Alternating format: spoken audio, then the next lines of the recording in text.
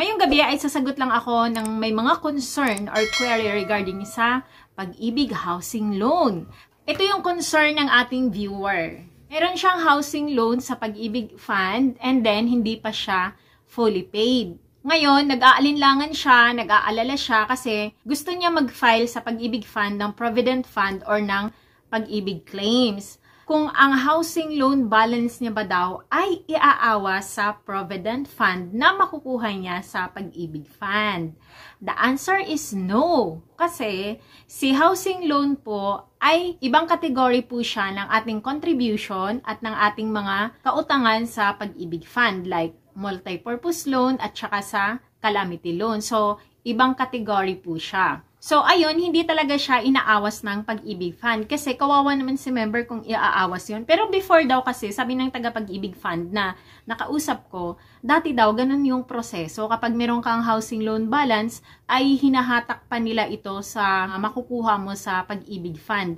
So, ayun po, sa lahat po ng magfa-file ng Provident Claim sa Pag-ibig Fund, at mayroon po kayong mga housing loan na outstanding loan balance, huwag po kayong mag-alala or mag-alinlangan na mag-file ng inyong claim sa Pag-ibig dahil hindi naman po maaapektuhan ang inyong mga housing loan, okay? So, no worries tayo dyan kasi wala namang ikakaltas si Pag-ibig. Next question.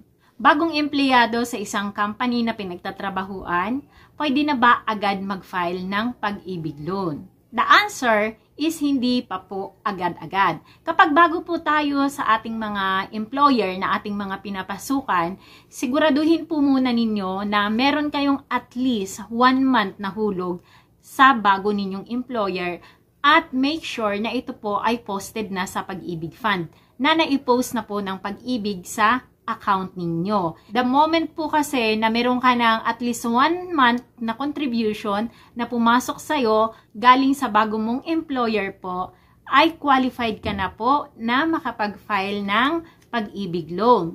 Pero, make sure na ikaw po ay merong at least 24 months ng contribution or higit pa. Pero kung nasa 24 months lang, yes, goods na yon. Basta lagi kayong may 1 month na contribution muna galing sa inyong employer.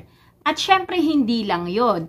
Ngayon, kung meron na kayong 1 month contribution na pumasok sa Pag-ibig Fund under sa account mo, galing sa new employer mo, kailangan naman po, kapag nag-fill up ka ng loan application mo, kapag meron ka na po nitong Pag-ibig loan application na na-fill upan mo yung harap and then na-fill upan niyo po yung likod, ang attachment mo dito ay 2 valid ID, Xerox mo harap at likod, and then lagyan mo ng 3 pirma. At saka Pag-ibig Loyalty Card Plus or Land Bank Cash Card or Land Bank Savings Account. Isi-Xerox mo din yon harap at likod, tapos lagyan ng 3 pirma.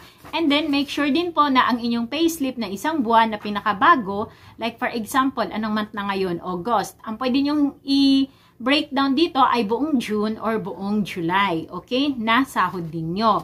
At hindi lang yan ang attachment na ilalagay mo dito dahil bago ka sa employer mo at ikaw ay mangungutang sa Pag-ibig Fund, na gagamitin mo na ang pangalan ng bago mong employer, hindi na yung luma.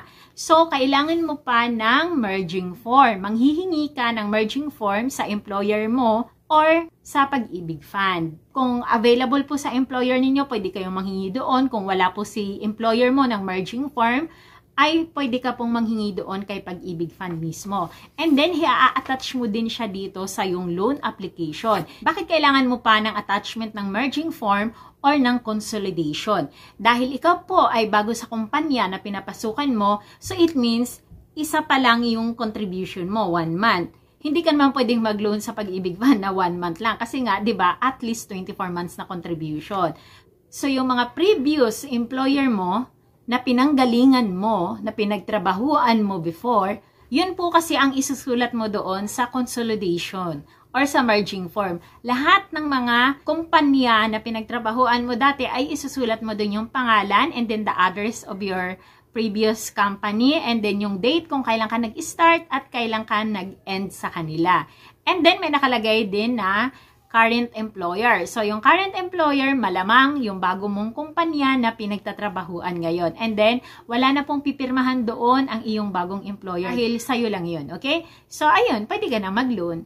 Okay guys, so dito lang nagtatapos ang ating discussion for tonight kasi ang init na, masyado na akong pinagpapawisan. Thank you everyone and God bless. Bye!